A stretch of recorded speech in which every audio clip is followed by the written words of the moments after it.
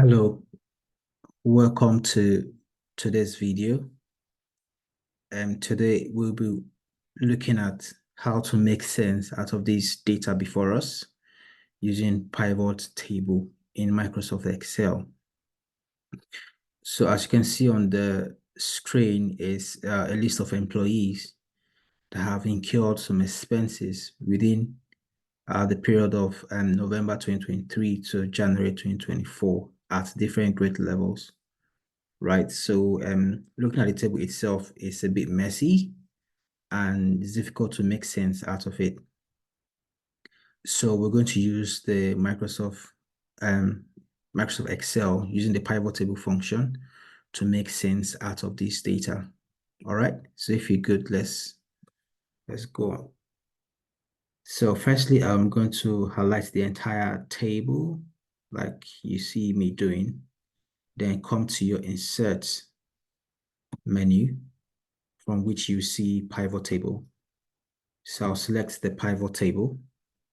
From here, you can see I have two options, either exporting the pivot table into a different tab within the spreadsheet or within the existing worksheet itself. So I'm going to use the option of within the existing worksheet so we can see both the table, that's the data table, and the pivot table itself. So I'll select the second option and I'll put the table somewhere around here. All right. And I'll click OK. Then it gives me the frame for the pivot table. And if you look by the right-hand side, you will see the field names like employee, transaction period, the position, that's the grade level, and the transaction amount. So I'm going to use these various subheads to make sense out of this data we have in pounds. So I would like to see how much each employee incurred during the period.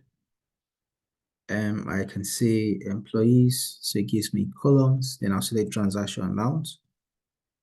You can see that for each employee they've incurred X amount, like Augustine Campbell has a cost, that's incurred a cost of £115, while William Walsh incurred total of £232.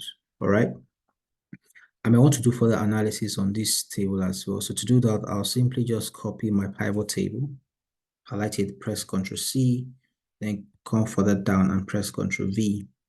It gives me the same result, but I would then need to change this sorting field to give me a different look at the data. So at this point, I would like to see how much each position incurred during the period. So instead of selecting employees, I'll select the position level. So I can see that I have assistant manager down to director, manager, senior manager, and senior associate, and how much each person or each grade level incurred during the period. So this is one other analysis you can also perform using the pivot table. Then the last one I would like to see is the amount incurred during the respective periods. So I also select the table as well, copy, come further down, paste. Then instead of using the position, I will then select the transaction period to see how much was incurred for each period. So you can see that in December 2023, this total amount was incurred. In January 2024, this total amount was incurred. And in November 2023, this amount was also incurred. So based on this pivoted table for the data, I can also go ahead to plot graphs with it to see a pictorial view of what these amounts mean. Right, so to do that, I'll just create more space. So I'm done with the pivot table now. So I'll just create more space and then bring in the charts. Say let's start with the list one for the period in which the amounts were incurred. I'll select the entire pivot table, come to my insert menu, then I can see my chart, right? So I can use any of these charts or use the recommended chart to select any of these that works best for me. So I can do a pie chart or column. I like using columns a lot. So I'll use one of these to represent how much was incurred for the period. So I can click OK to insert to give me a pictorial representation of what was incurred for the respective period. Then per level, grade level, I can also do similar thing.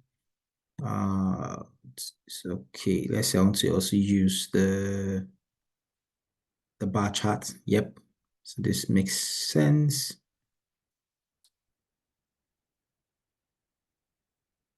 Yep.